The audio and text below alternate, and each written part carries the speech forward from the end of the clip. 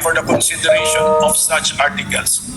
Unless the Senate provides otherwise, it shall continue in session from day to day, except Saturdays, Sundays, and non-working holidays, until final judgment shall be rendered, and so much longer as may in its judgment be necessary. There is a contrary opinion that the rules of the Senate which mandate that all pending matters and proceedings shall terminate upon the expiration of one Congress should take precedence over the cited rules on impeachment, which state that the trial shall continue until final judgment. The justification for the precedence given to the rules of the Senate is that the latter were passed by virtue of the power granted by the Constitution to the Senate to promulgate its rules. That is found in Article 6, Section 16, Paragraph 3, which provides each House may determine the rules of its proceedings. However,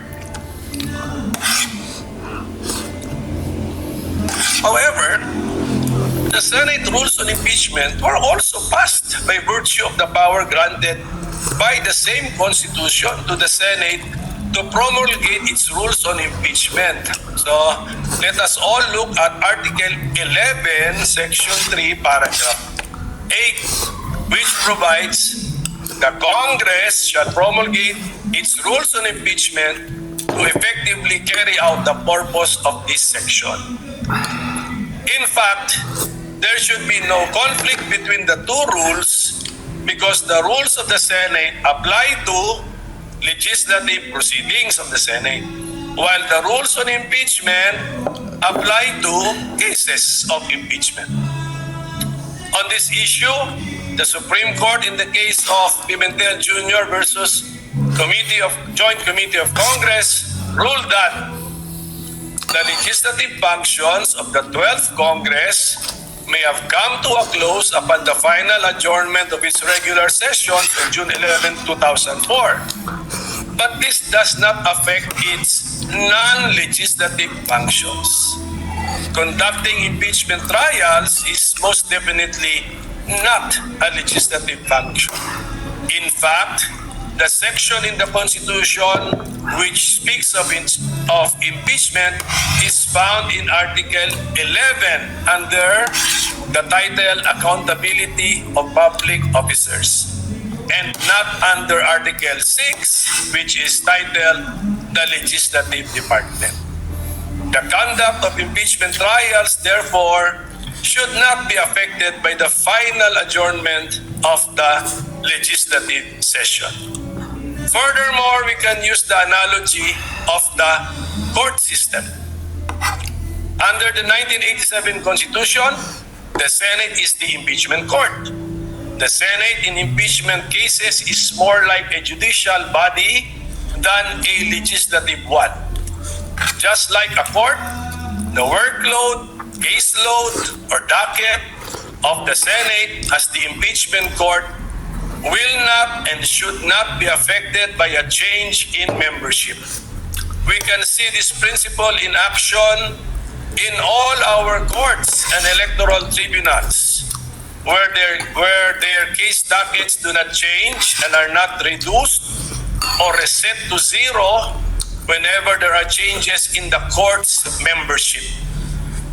Likewise, it is well settled that jurisdiction once acquired is not lost but continues until the case is terminated, and hopefully terminated to its logical end. Hence, it is my humble opinion that the trial of the current impeachment case, now pending before the Senate of the 19th Congress, can cross over or continue from the 19th Congress to the 20th Congress. The impeachment docket of the Senate Impeachment Court continues and remains to be the same. So thank you very much, Mr. President, my dear colleagues, for your time and attention. Thank you, Senator Coco Pimentel, our distinguished minority floor leader. Although that was only a manifestation, I am willing to entertain questions. Should there be any questions, Mr. President? Just two quick questions with the permission of this man. With the permission of the Honorable Pimentel, the gentleman may proceed. Mr. President, kanina po narinig ko yung historical antecedents ng binanggit Your Honor, Senator Pimentel. Would the good gentleman agree that the reason why the position of constitutionalists, textualists for that matter, on this issue is that the Constitution is silent as to the word carry over, crossover, continue. Meron po ba nakalagay sa Constitution, sa Saligang Batas ng Pilipinas, 1935, 1973, 1987 na carry over? Mr. President, I will respond directly to the question. Wala pong nakasulat doon that it shall carry over, pero binanggit ko sa aking manifestation, wala talaga rin nakasulat doon that it cannot cross over. So, in effect, let us say textually, both positions are not even mentioned or entertained in the Constitution.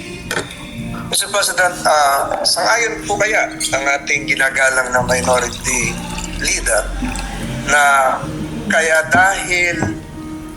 dahil walang carry over notion ay dahil malaki po ang pagkakaiba.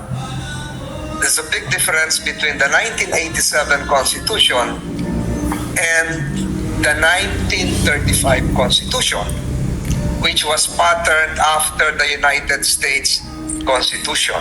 And I would like to have this placed on the records, Mr. President.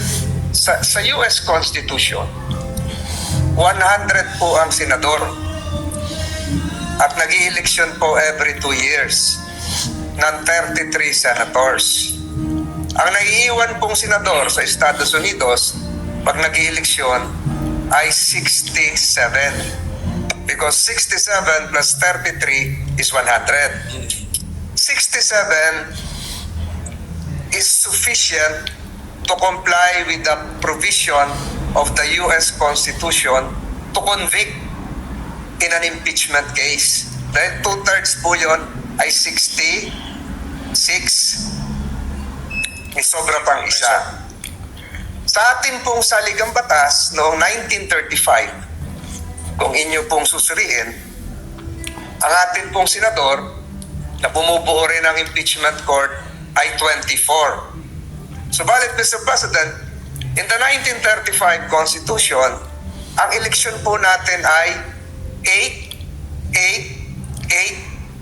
Tuwing mag-i-eleksyon ng senador, ang i-elect na senador kasama sa mga kongresista ay 8 senador lamang. Ang may iwan po ay 16. And 16 is 2/3. Enough to have a quorum as well as to convict or to acquit. In our present constitutional scheme, 1987 Constitution, we also have 24 senators, but we conduct elections every 3 years for 12 senators. Meaning to say, Mr. President, yung may iiwang kalahati na 12 is not sufficient to constitute a quorum dahil 12, dapat 13, much more convict. Because to convict, you need 16 senators, Mr. President. Is it now the proposition of the good minority leader that the constitutional spirit as enshrined in the 1935 Constitution, the same as the spirit prevailing, although it is not as admitted by the good minority leader, textually enshrined, the same as the 1935?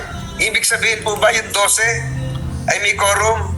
Yung 12 ay may pwedeng maging 2/3 to allow your notion that we can carry over at yung sikat nga yung salita, maitawid? Tama po ba yun, Mr. President? Ako, Mr. President, yung two-thirds kasi is actually that was probably just the